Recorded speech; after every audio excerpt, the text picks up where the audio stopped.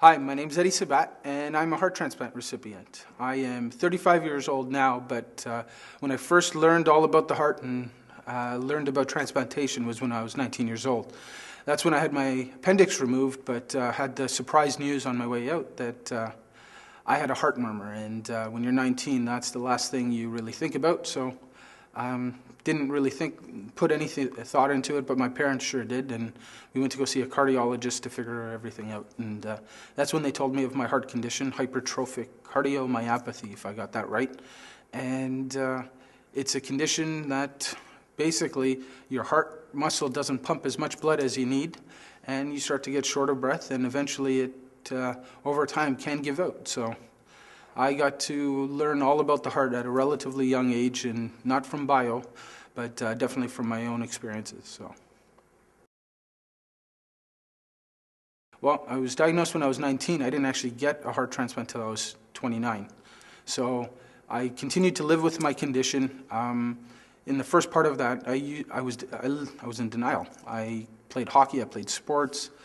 I just went about my life and didn't really think about the condition I had and the seriousness of it. It was only in 1997 when I had to have a pacemaker implanted in sort of an emergency type surgery here that it finally hit home, and the seriousness of that condition finally set in, and that's when I realized I have to really take care of myself. I have to start thinking about this differently. So I started to take care of myself a lot better then, and I started to learn more about my situation, what I would have to do, or what it was going to be like, if you will.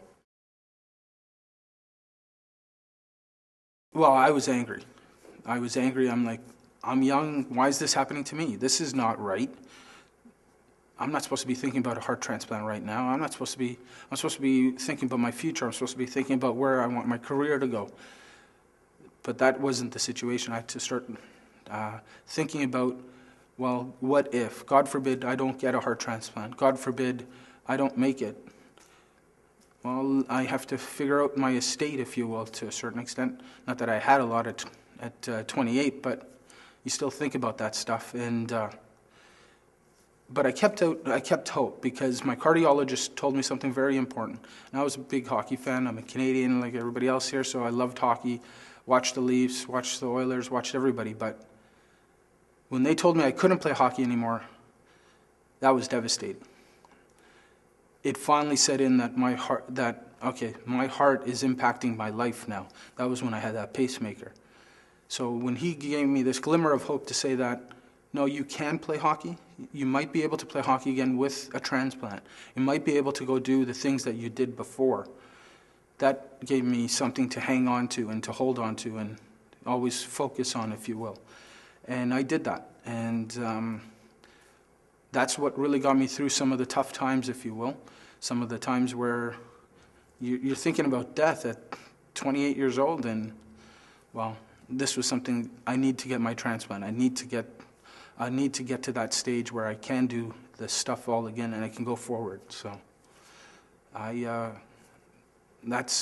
was that glimmer of hope that I needed to get through those tough times. Learn about organ donation before you make your judgment. Learn about the fact that, yes, I've gone back to a normal life. I've gone back to a better life than I had before. Organ donation works. There are tons of examples out there. It's not just about me.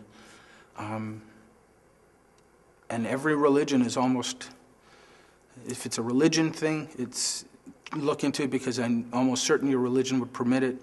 If it's worried about death, well, I understand that. Nobody wants to think about that. It's, like you said, there's a stigma attached with that. But you have the opportunity to save somebody's life.